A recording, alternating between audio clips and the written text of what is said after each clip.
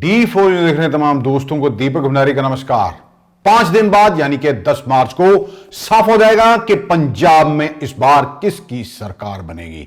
जनता पहले अपना फतवा दे चुकी है, अपने नेताओं को चुन लिया गया है, लेकिन किसको बहुमत मिलेगा यह अभी ईवीएम मशीनों में बंद है। 10 मार्च को सब कुछ सामने आ जाएगा। कई सर्वेक्षण ऐसे सामने आ रहे हैं जिसमें यह कहा जा रहा है इस बार किसी को बहुमत नहीं मिलेगा। हालांकि खुलकर एजेंसियां बोल नहीं रही हैं क्योंकि चुनाव आयोग का कहीं ना कहीं डर है। फिर भी स्टोरिये जो कि दड़ा सट्टा वो लगा रहे हैं, वो दांव खेल रहे हैं आम आदमी पार्टी के ऊपर। अगर स्टोरियों की मानी जाए, दड़े सट्टे से जुड़े कारोबारियों की मानी जाए, तो अगले 5 साल तक इस बार पंजाब में आम आदमी की सरकार बनेगी। स्टोरिये दूसरा नंबर दे रहे हैं कांग्रेस को। उसके बाद नंबर आ रहा है श्रोमणी अकाली दल बादल और बहुजन समाज पार्टी के गठजोड़ का। चौथे नंबर पर रह रही है भाजपा और मुख्यमंत्री कैप्टन अमरिंदर सिंह के साथ गठजोड़ पर लड़ी पार्टियां। हालांकि पूरी तरह से जो ये दड़े सट्टे का कारोबार है गैर कानूनी है, लेकिन फिर भी हर बार चुनावों में यह धंधा होता है, स्टोरिये सरगर्म हो जाते हैं। यह सबको पता है, लेकिन इस पर कोई कुछ बोलता नहीं। स्टोरिये ने तो कांग्रेस के कई दिग्गज नेताओं के हार जाने के भी दावे किए हैं। ऐसी सूचना है कि हर सीट पर सट्टा लगा है। कई बड़े बड़े जो नेता हैं उनके भी हारने के दावे किए जा रहे हैं। ऐसी सट्टे बाजार से जुड़ी खबरें पहुंच रही हैं। आखिरकार सवाल यह है कि गैर कानूनी होने के बावजूद यह सट्टा बाजार कैसे चलता है, इसका जवाब किसी के पास नहीं है। हमारी एजेंसियां और पुलिस क्या कर रही है, यह भी बड़ा सवाल है। यह भी सच है, हर बार जब चुनाव होते हैं तो उम्मीदवारों और पार्टियों पर सट्टा खेला जाता है। सांसद गुरजीत सिंह औजला भी यह बात कह चुके हैं कि पंजाब में नशे का और दड़े सट्टे का कारोबार जोरों पर है। इसी को लेकर उन्होंने पंजाब के डीजीपी को पत्र भी लिखा था। कुछ तो यह भी कह रहे हैं कि पंजाब में लंगड़ी सरकार बनेगी, यानी कि किसी को बहुमत नहीं मिलेगा, और अगर किसी को बहुमत ना मिला तो क्या गवर्नरी राज लगेगा, यह भी चर्चा छिड़ी हुई है। इसी बीच कांग्रेस की नेता और पूर्व मुख्यमंत्री राजेंद्र कौर भट्टल का एक बयान सामने आया है जिसमें उन्होंने कहा है कि 10 मार्च को आने वाले नतीजों में किसी भी पार्टी को बहुमत मिलता दिखाई नहीं दे रहा। यदि ऐसा होता है तो आम आदमी पार्टी और कांग्रेस के बीच गठबंधन हो सकता है। पंजाब के हितों की खातिर दोनों ही पार्टियां यह फैसला ले सकती हैं, क्योंकि पंजाब के लोग भाजपा और अकाली दल को सत्ता से बाहर रखना चाहते हैं। पूर्व मुख्यमंत्री राजेंद्र कौर भट्टल ने कहा, जिस पार्टी के पास ज्यादा सीटें होंगी उसका मुख्यमंत्री होगा और दूसरी पार्टी का डिप्टी सीएम बनाया जाएगा। बाकी अभी उम्मीद है कि कांग्रेस की ही सरकार बनेगी। दूसरी ओर सुनाम के विधायक, आम आदमी पार्टी के जो विधायक हैं, अमन अरोड़ा ने यह कहा है कि हम लोग बिल्कुल क्लियर हैं कि इस बार आम आदमी पार्टी को बहुमत मिलेगा और आम आदमी पार्टी की ही सरकार बनेगी। रिवायती पार्टियों की लूट खसूट को देखकर ही पंजाब की जनता ने आम आदमी पार्टी को वोट दिया, क्योंकि लोग बदलाव चाहते थे। पिछले सालों तक इन पार्टियों ने राज किया, अकाली दल बादल और कांग्रेस ने, लेकिन नेताओं ने अपने घर भर लिए लूट लूट कर। जनता को कुछ नहीं मिला, इसलिए लोगों ने इस बार एक तरफ का फैसला लिया है और आम आदमी पार्टी को पूर्ण तौर पर बहुमत मिलेगा। हालांकि राजेंद्र कौर भट्टल ने यह बयान किस आधार पर दिया, इस पर भी चर्चाएं छिड़ गई हैं, लेकिन राजनीतिक माहिर ये मानते हैं कि कांग्रेस किसी तरह का जोखिम मोल नहीं लेगी, यानी कि वह किसी हालत में आम आदमी पार्टी से समझौता नहीं करेगी, क्योंकि दिल्ली में कांग्रेस एक बार ऐसा करके स्वाद चख चुकी है। जब पहली बार आम आदमी पार्टी ने वर्ष 2014 में दिल्ली में विधानसभा चुनाव लड़ा था तो उन्हें 28 सीटें मिली थी।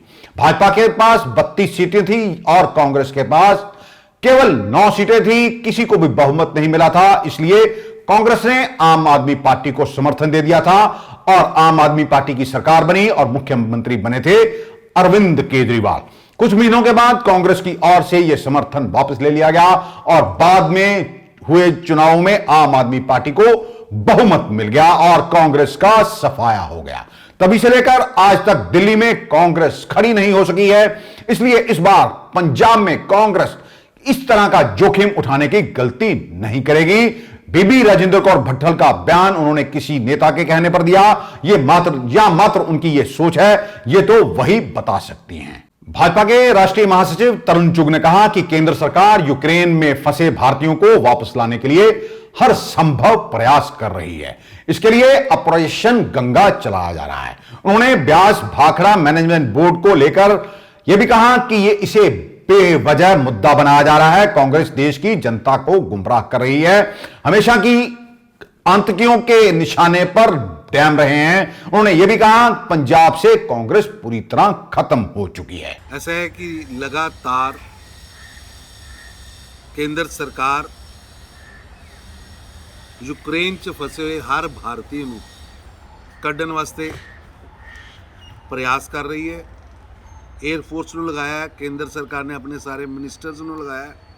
पूरी दी पूरी सरकार देश के एक नागरिक ਨੂੰ एक भारतवंशी ਨੂੰ ਕੱਢਣ ਵਾਸਤੇ पुरजोर कोशिश भी कर रही है और कामयाबी भी भगवान दे रहा है। पंजाब दी विपक्षी पार्टियां और सत्ताधारी कांग्रेसी पार्टी जिहड़ी कल 10 तरीक तक सत्ता च है, वो पंजाब दी जनता नूं देश नूं गुमराह कर रहे हैं, झूठ बोल रहे हैं। और मैं तो बेनती करांगा कि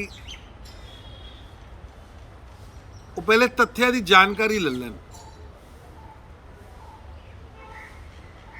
BMB च पंजाब दा या हरियाणा दा एक पैसा भी इंटरस्ट ना घट किया गया, ना घट करन दिता जाएगा, ना किया जा रहा। ऐसा कभी सिक्योरिटी का मसला उठाया जाता, कभी कुछ उठाया जाता। डैम हमेशा ही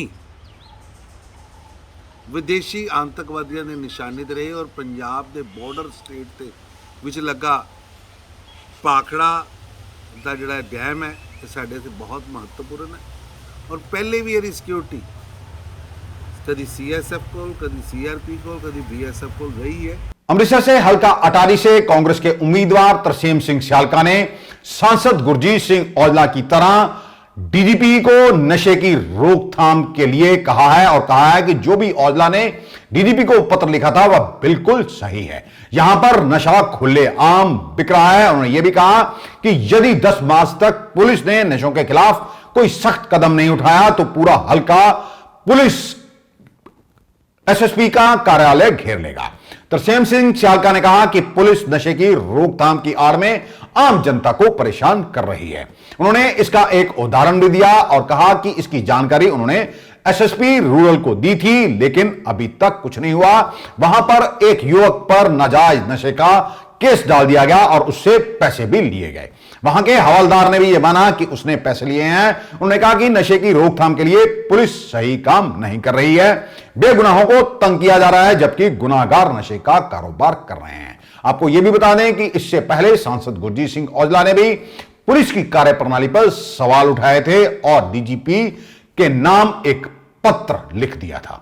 ये DGP ਨੂੰ ਜਿਹੜੀ ਚੇਤਾਵਨੀ ਦਿੱਤੀ ਆ, ਪੰਜਾਬ ਪੁਲਿਸ ਦੇ ਜਿਹੜੇ ਫਰਜ਼ ਸੀ ਉਹਨਾਂ ਨੇ ਨਹੀਂ ਨਿਭਾਏ ਆ। ਮੈਂ ਕੱਲ ਹੀ ਤੁਹਾਨੂੰ ਮੇਰਾ ਟਾਰੀ ਹਲਕੇ ਤੋਂ ਮੈਂ ਕਾਂਗਰਸ ਦੀ ਐਤਕਾਂ ਇਲੈਕਸ਼ਨ ਲੜੀ ਆ ਤੇ ਬਹੁਤ ਸਾਰੇ ਜਿਹੜੇ ਹੋਰ ਮੁੱਦੇ, ਸਭ ਤੋਂ ਅਹਿਮ ਮੁੱਦਾ ਲੋਕਾਂ ਦਾ ਇਹ ਹੀ ਜਨਾਨੀਆਂ ਤੇ ਬਜ਼ੁਰਗ ਜਿਹੜੇ ਵੱਡੇ ਪੱਧਰ ਤੇ ਵਾਸਤਾ ਪਾਉਂਦੇ ਵੀ ਔਜਲਾ ਸਾਹਿਬ ਸਿਆਲਕਾ ਜੀ ਜੇ ਸਰਕਾਰ ਤੁਹਾਡੀ ਪੰਜਾਬ ਦੇ ਲੋਕ ਬਣਾਉਂਦੇ ਆ ਤੇ ਸਭ ਤੋਂ ਪਹਿਲਾਂ ਜਿਹੜਾ ਜਵਾਨੀ ਨੂੰ ਬਚਾਉਣ ਲਈ ਕੋਈ ਵਧੀਆ ਉਪਰਾਲਾ ਕਰਿਓ।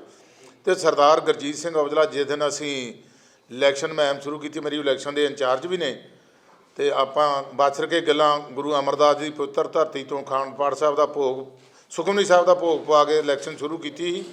ਤੇ ਉਸ ਦਿਨ ਹੀ ਔਜਲਾ ਸਾਹਿਬ ਨੇ ਪਰਨ ਕੀਤਾ ਕਿ ਇਲੈਕਸ਼ਨ ਜਿੱਤਣ ਤੋਂ ਬਾਅਦ SSP ਅੰਮ੍ਰਿਤਸਰ ਰੂਰਲ ਤੇ ਸਮੁੱਚਾ ਸਟਾਫ ਉਹਨਾਂ ਦਾ ਲਿਆ ਕੇ नशा विरोध जड़ा जहाज छेड़ना है।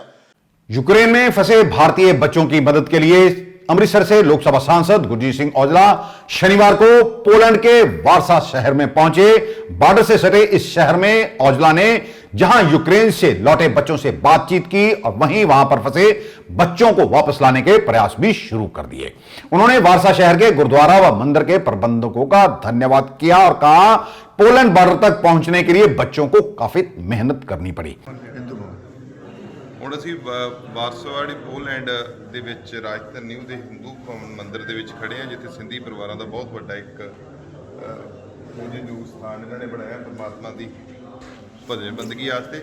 ਨਾਲ ਜੀਜੇ ਸਿੰਘ ਜੀ ਨੇ ਔਰ ਸਾਰੇ ਬੱਚੇ ਨੇ ਇੱਥੇ ਜਿੰਨੇ ਇਹਨਾਂ ਨੂੰ ਠਹਿਰਾਇਆ। ਮੈਂ ਇਹਨਾਂ ਦਾ ਸ਼ੁਕਰਾਨਾ ਕਰਦਾ ਕਿ ਲੰਬੇ ਸਮੇਂ ਤੋਂ ਪਿਛਲੇ ਦਿਨਾਂ ਤੋਂ ਜਿਉਂ ਇੱਥੇ ਮੁਸ਼ਕਲ ਆਈ ਹੈ, ਜਿੰਨੇ ਬੱਚੇ ਯੂਕਰੇਨ ਤੋਂ ਅੱਗੇ ਆਉਂਦੇ ਨੇ ਇਹ ਸਾਰੇ ਪਰਿਵਾਰ ਖਾਸ ਕਰ ਜਿਹੜੇ ਇਸ ਪੋਲੈਂਡ ਦੀ ਧਰਤੀ ਦੇ ਪਰਿਵਾਰ ਨੇ ਇਹਨਾਂ ਨੇ ਬੜੀ ਵੱਡੀ ਮਦਦ ਕੀਤੀ ਹੈ ਔਰ ਸਾਰੇ ਬੱਚਿਆਂ ਨੂੰ ਆਪਣੇ ਕਲਾਵੇ 'ਚ ਲਿਆ ਔਰ ਬੱਚੇ ਇੰਨੇ ਖੁਸ਼ ਨੇ ਕਿ ਉਹਨਾਂ ਨੇ ਕਿਹਾ ਵੀ ਇੱਥੇ ਆ ਕੇ ਅਸੀਂ ਜਿਹੜਾ ਕਸ਼ਟ ਪਿਛਲਾ ਬਹੁਤ ਚੱਲਿਆ ਯੂਕਰੇਨ ਤੋਂ ਲੈ ਕੇ ਪੋਲੈਂਡ ਤੱਕ ਹੁਣ ਤੱਕ, ਪਰ ਹੁਣ ਇਹਨਾਂ ਨੇ ਉਹ ਸਾਰਾ ਚੀਜ਼ਾਂ ਤੇ ਸਾਨੂੰ ਭੁੱਲੀ ਹੈ ਵੀ ਅਸੀਂ ਆਪਣੇ ਪਰਿਵਾਰ 'ਚ ਬੈਠੇ ਹਾਂ। ਮੈਂ ਇਹਨਾਂ ਦਾ ਸ਼ੁਕਰਾਨਾ ਕਰਦਾ ਹਾਂ, ਤੁਹਾਡਾ ਬਹੁਤ ਬਹੁਤ ਸ਼ੁਕਰੀਆ।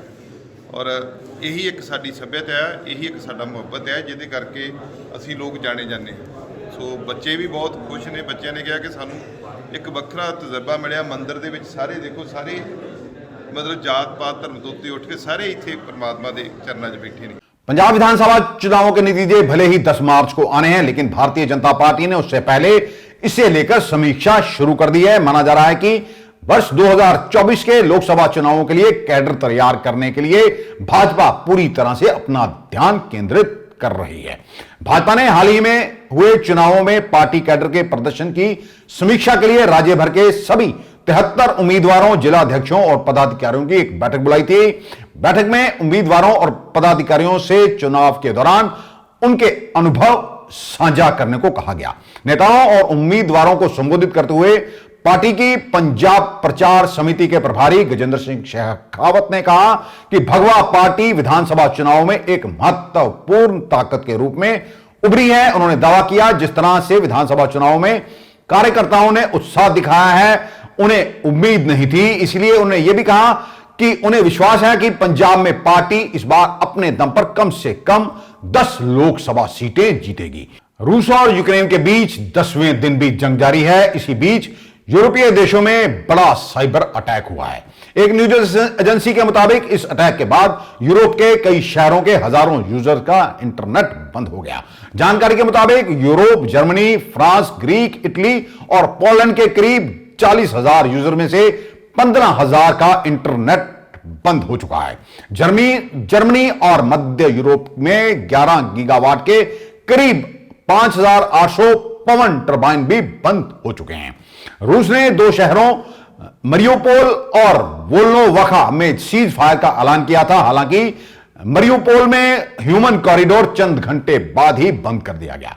यूक्रेन का आरोप है कि रूस सीज फायर की शर्तों का पालन नहीं कर रहा है। दूसरी तरफ रूस ने चीन को भरोसा दिलाया है कि यूक्रेन में फंसे चीनी नागरिकों को रूसी सेना निकालकर एयरपोर्ट पहुंचाएगी। रूस ने यूनाइटेड नेशन सिक्योरिटी काउंसिल की बैठक में कहा, हम यूक्रेन से भारतीय छात्रों और अन्य विदेशी नागरिकों को निकालने के लिए तैयार हैं। हाल ही में प्रधानमंत्री नरेंद्र मोदी ने पुतिन से यूक्रेन में फंसे भारतीय छात्रों को रूस के रास्ते रेस्क्यू करने की भी चर्चा की थी। आज के लिए बस इतना ही। कल आपके समक्ष फिर हाजिर होंगे। तब तक के लिए नमस्कार।